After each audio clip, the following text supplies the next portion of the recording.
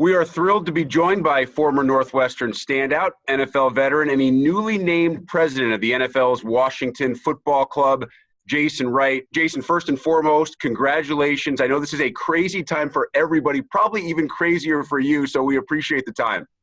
Oh, thank you so much, man. I'm excited to be here with you. It feels like coming home a little bit.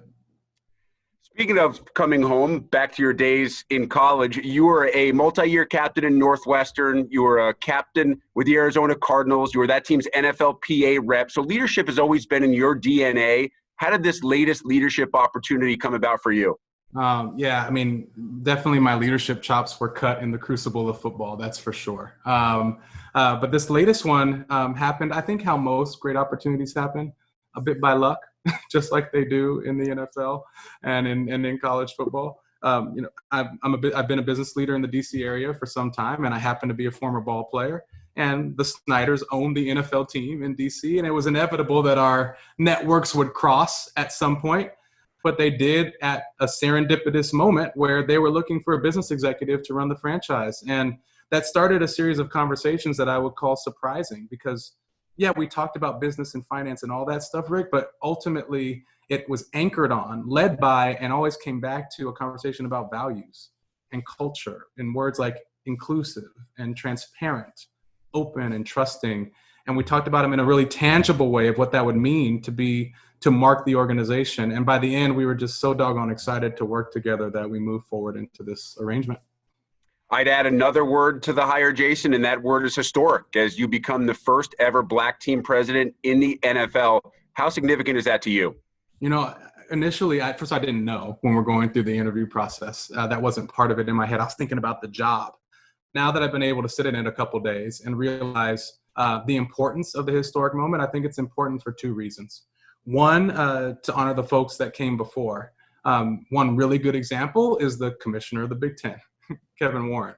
He was a COO of the Vikings for many years and effectively did the exact same job that I'm getting ready to do, just without the title. So there were a ton of cracks in that proverbial glass ceiling that allowed for me to have sort of a soft landing. Secondarily, I think it's important because the National Football League is still a league where between the lines, 70% of the players are Black. And it is both aspirational and sort of right for them to be able to see, for all of us to be able to see Black talent is welcome and able to thrive outside of the lines. And I got to play under a Black head coach. I played under a Black general manager. And that really did something for me. And so hopefully it does that as well. Jason, I want to expand on your thoughts about thinking in a different way than others, because there's no doubt you are considered a non-traditional hire. And I think if I understand what I've read correctly, that you believe thinking in a non-traditional way is really important when you take over this role. I think that's right. I mean, yes, there are things that are different about my background. I didn't come up through the front office. I didn't cut my teeth in sponsorships and sales and all of that stuff. And I recognize that. And that's actually an important thing for me to have the right expertise as I come up to speed and understand the dynamics there. But what I have done is helped multiple complex, important organizations around the world transform in their critical times of need and do it fast. I've addressed some of the exact same issues that we are facing around culture in other organizations and built that over time and seen real effect. So there's a set of things that I bring and a set of things that I'll need augmented in my experience, but I'm eager to bring, like I said, those catalytic ideas. I love throwing big, bold ideas on the table.